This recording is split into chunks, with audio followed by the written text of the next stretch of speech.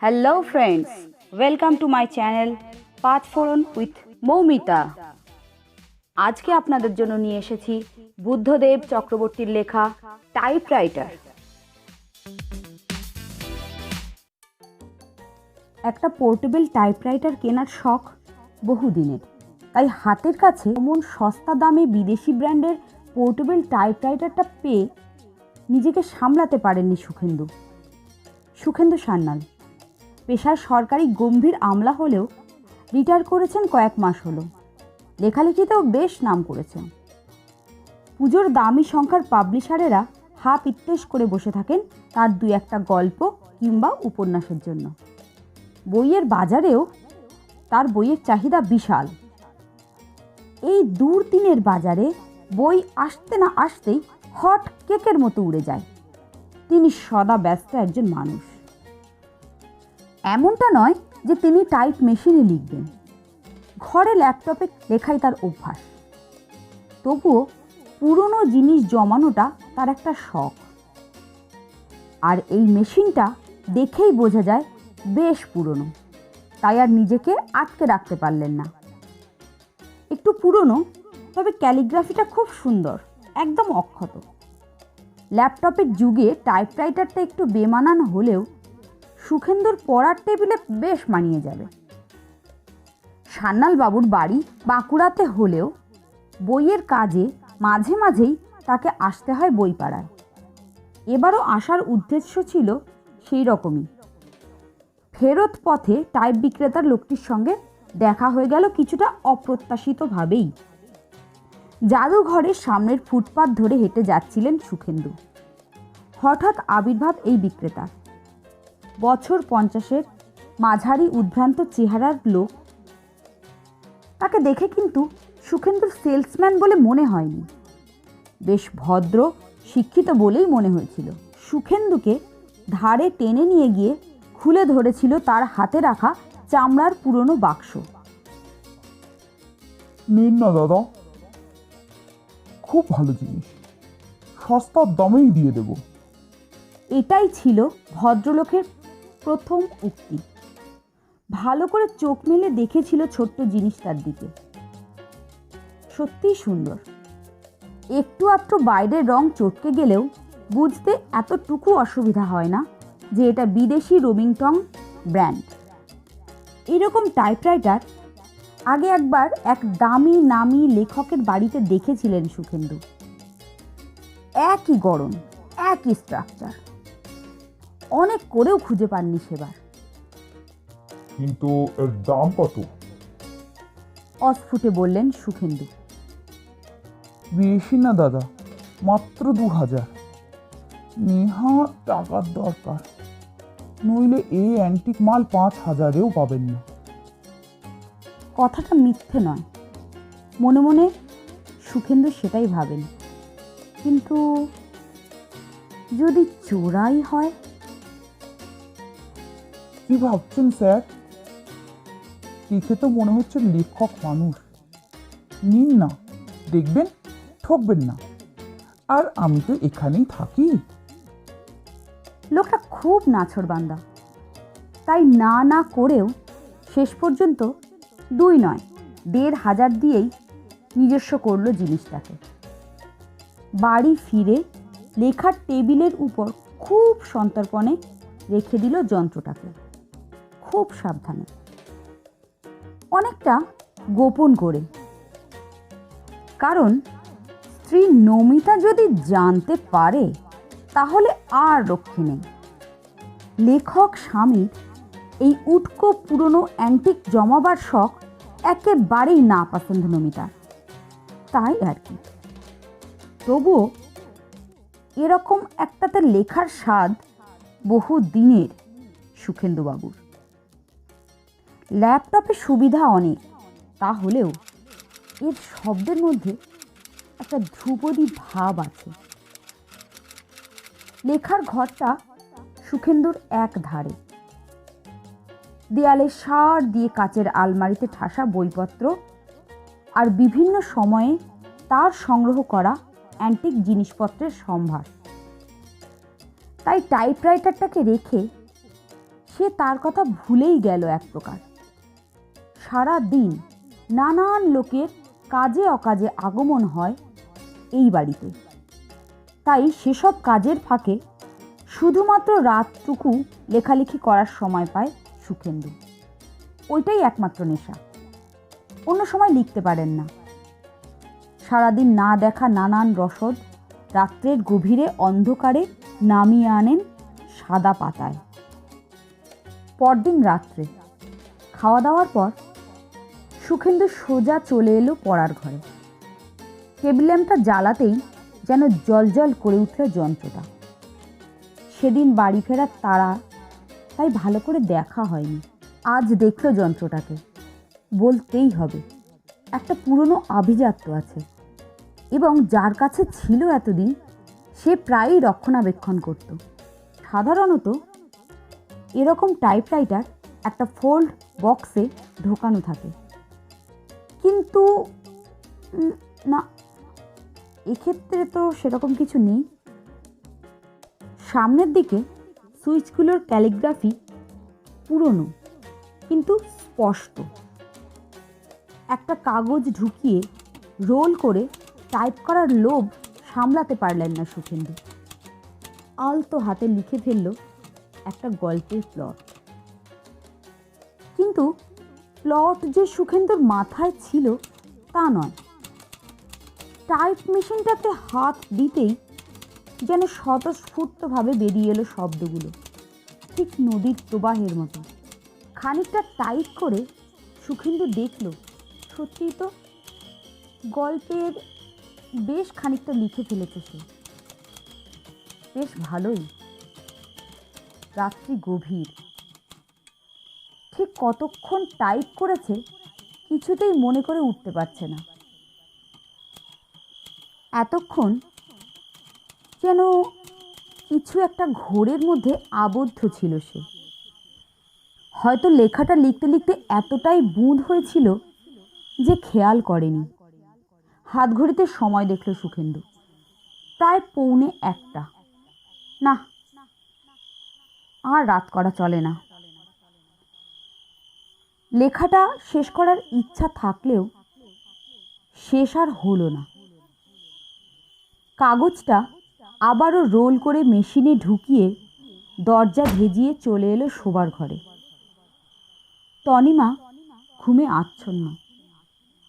নমিতার গায়ের ঢাকাটা ভালো করে দিয়ে বিছানার পাশের আলোটা নিভিয়ে গিয়ে শুয়ে পড়ল।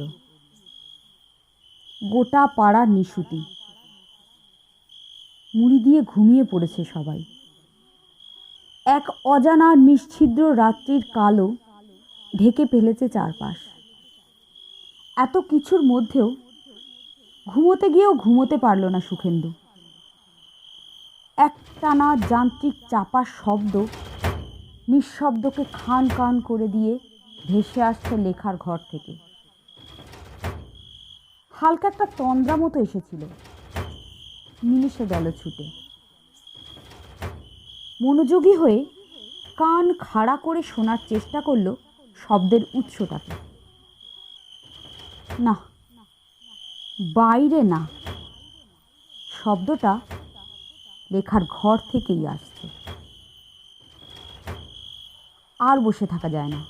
দিনকাল ভালো নয়, চোর হতে পারে। নমিতাকে 2-1বার ডেকে সাড়া পাওয়া গেল না। ঘুমোলে নমিতা একেবারে লেডি কুম্ভকর্ণ, তাই অগত্যা।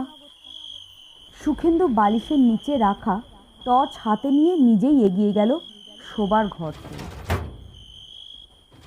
বেরোতেই শব্দটা আরো প্রকট ও স্পষ্ট হল। ঠিক শব্দটা লেখার ঘর থেকেই আসছে। কেউ যেন কিছু জিনিস হাতুড়ি দিয়ে পিটে চলেছে অবিরত। ডাকাবুকো হলেও গা ছমছম করে উঠল সুখেন্দুর।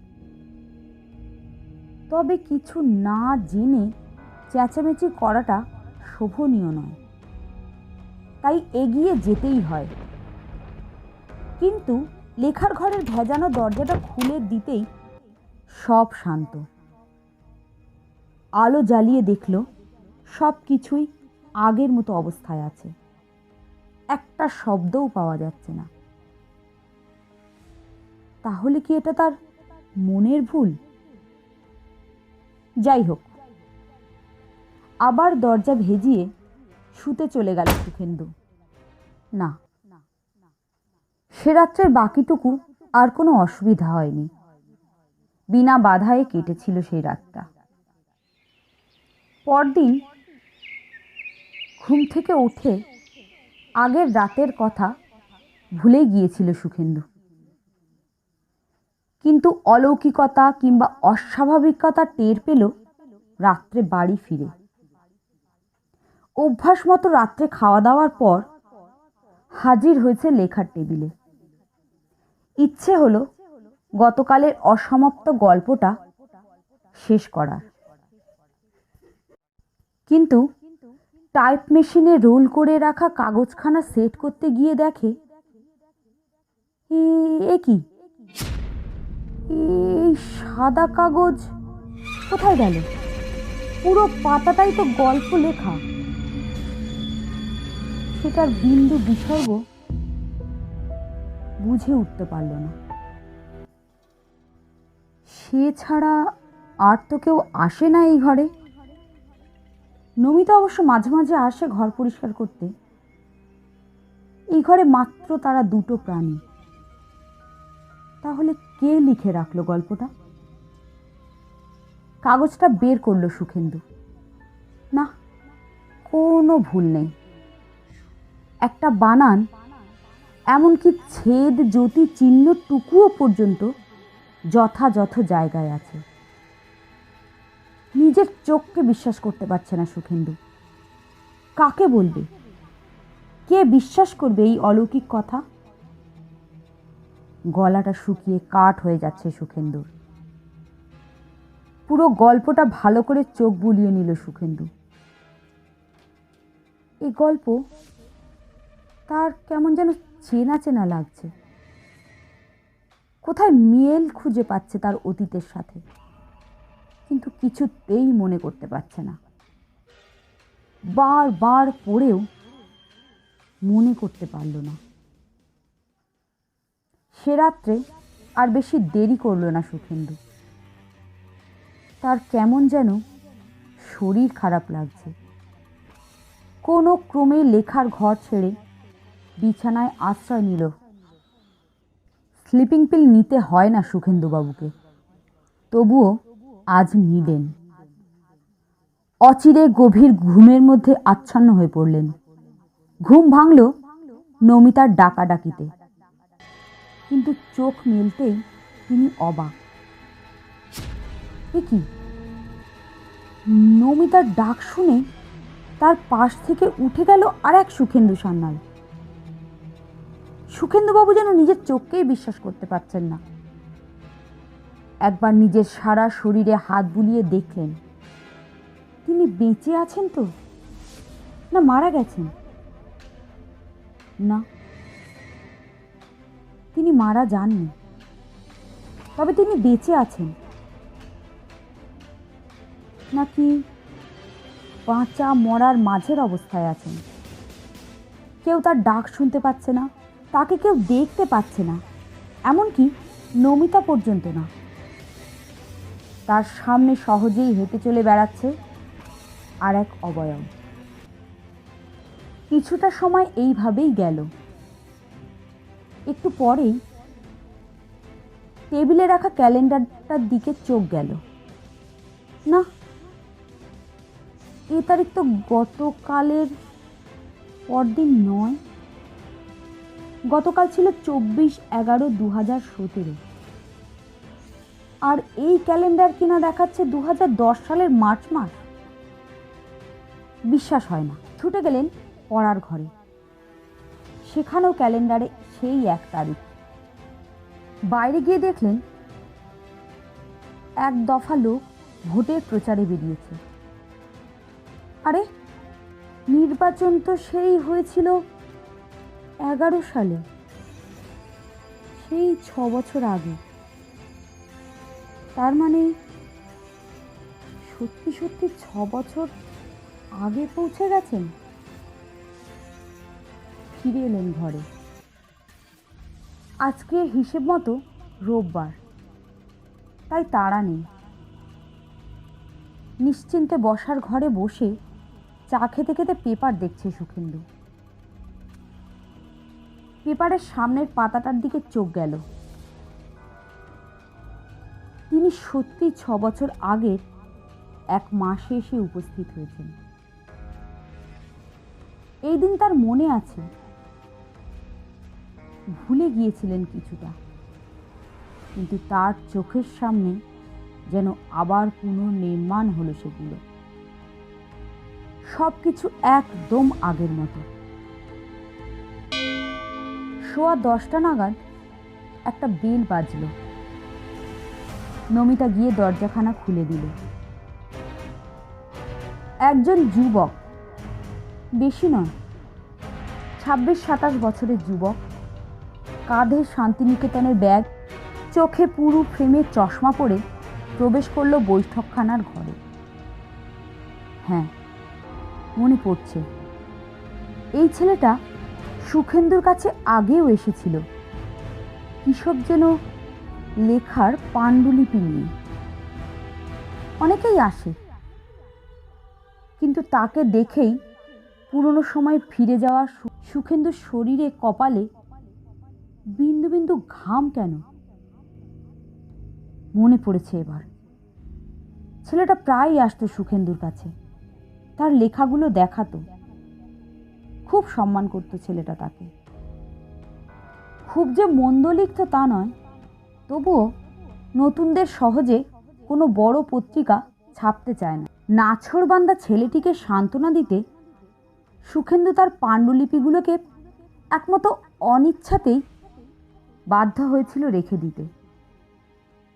বহুদিন সেগুলো সুখেন্দুর পড়ার টেবিলের ড্রয়ারের নিচে ছিল, কোথাও দেওয়া হয়নি। দিলে হয়তো তার কথা কেউ ফেলতে পারত না, কিন্তু কাউকে রেফারেন্স করা তার ধাতে পোষায় না। আর কেনই বা করবেন, আত্মীয় তো নয়। তবে সান্ত্বনা দিতে মিথ্যে বলেছিলেন ছেলেটাকে। বলেছিলেন একটা পাবলিশিং হাউসে লেখাটা দিয়েছেন, বিবেচ্য হলে তারা যেন একটু পড়ে দেখেন। এতেই বড্ড আনন্দিত হয়েছিল ছেলেটি। দু চোখে ছিল কৃতজ্ঞতার আনন্দাশ্রু। কি নাম যেন ছিল? হ্যাঁ হ্যাঁ হ্যাঁ, মনে পড়েছে, বিবেক। হ্যাঁ, এই নামটাই ছিল ছেলেটার। বাড়ি ছিল সম্ভবত বনগাঁর দিকে। বাড়ির খবর খুব বেশি জানার আগ্রহ কোনো দিনই ছিল না তার। আসলে সুখেন্দু তখন the Sukhendu Sanyal, the famous writer. ছেলেটা তারপর বহুবার এসেছে, শুকনো মুখে বসে থেকেছে বাইরে। মাঝে মধ্যে কাজের বাহানা দিয়ে দেখা করেননি সুখেন্দু। বাইরে বসে থেকে থেকে চলে গেছে কখন খেয়াল করেননি। কিন্তু সেই রবিবার এসেছিল ছেলেটা। ওই তো এসেছে ছেলেটা। অতীতের দাম্ভিক সুখেন্দু সেদিন কিছুটা বিরক্ত হয়েই ছেলেটিকে বলল তার গল্প নির্বাচিত হয়েছে পুজো মেলার পত্রিকাতে। এই বছর বেরোবে তার গল্প। পুজো মেলার পত্রিকা সুখেন্দু সান্যালের প্রায় নিজের হাতে গড়া। আগে সব কাজ নিজে করলেও এখন আর সময় দিতে পারেন না। চাইলে একখানা দিতে পারতেন, কিন্তু দেননি। শুনছো শুনছো? আরে উঠছো না কেন? ওঠো, অনেক বেলা হয়ে গেল যে। চোখ খুললেন সুখেন্দু। অবাক হয়ে কিছুক্ষণ চেয়ে রইলেন নমিতার দিকে। আরে কি হলো কি? বেলা গড়িয়ে এলো যে, তোমার কি যে সব কবির সম্মান টম্মান আছে না, যেতে হবে তো। কিছুটা ধাতস্থ হলেন সুখেন্দু। না, মরেননি তিনি, বেঁচে আছেন এবং বর্তমানেই আছেন। তারিখটার দিকে চেয়ে দেখলেন, আজ তার জেলার একটি কবি সম্মেলনে যাওয়ার কথা। আজ তাকে সম্বর্ধনা দেওয়া হবে। কয়েকদিন আগেই তাকে এই বছরের সাহিত্য একাডেমির জন্য মনোনীত করা হয়েছিল। তাই চতুর্দিকে তাকে নিয়ে উৎসবের ভিড়। সম্মেলনে গিয়েও কোনো মতেই মন লাগছিল না সুখেন্দুর। কোনো ক্রমে অনুষ্ঠান সেরে বাড়ি ফিরলেন। তাও ফিরতে ফিরতে গভীর রাত। বাড়ি ফিরে আশ্রয় নিলেন লেখার ঘরে। টেবিলের উপর টাইপরাইটারে টাইপ করা কাগজগুলো হালকা হাওয়ায় উঠছে। তুলে নিলেন হাতে। পাতায় লেখাটা মনে করতে পারছিলেন না আগে, এবার মনে পড়ল। এ গল্প অতীতের স্মৃতি। তার নামে বেরোনো বই, যার জন্য এবছর বহু আকাঙ্ক্ষিত সাহিত্য একাডেমি পুরস্কার পাবেন তিনি। কিন্তু এ কি, টাইপ মেশিনটা নিজেই লিখে চলেছে। খটাখট খটাখট খটাখট, অবিরত এক নাগাড়ে। কিছুতেই আটকাতে পারছেন না সান্যালবাবু, কিছুতেই থামাতে পারছেন না। লিখেই চলেছে। শত সহস্র শব্দ চারপাশে কাগজ ছেড়ে চেপে ধরতে চাইছে সুখেন্দু সান্যালের গলা। প্রাণপণ চেষ্টা করছেন, কিছুতেই ছাড়তে পারছে না। পরদিন সকালে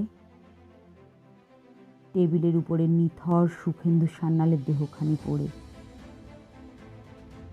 খবর মিডিয়ায় ব্রেকিং নিউজ। বিখ্যাত সাহিত্যিক সুখেন্দু সান্যালের আকস্মিক হৃদরোগে আক্রান্ত হয়ে তার নিজস্ব বাসভবনে মৃত্যু। পরদিন টাইপ মেশিনে একটা কাগজে কিছু লেখা পাওয়া যায়। তাতে লেখা ছিল, অতীতের স্মৃতি সুখেন্দু সান্যালের নিজের লেখা নয়, তার লেখক বিবেক রায়। সবাই বুঝল এটা মৃত্যুর আগে সুখেন্দু সান্যালের স্বীকারোক্তি। কেউ জানল না যে টাইপ মেশিনটা ছিল অভাবের তাড়নায় আত্মহননের পথ বেছে নেওয়া এক অখ্যাত লেখকের। কেউ জানল না টাইপরাইটারটা ছিল বিবেক রায়ের।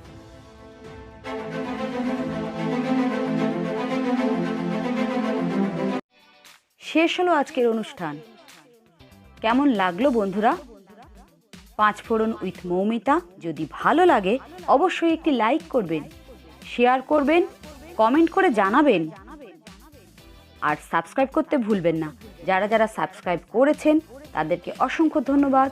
সবাই ভালো থাকবেন, সুস্থ থাকবেন। টাটা।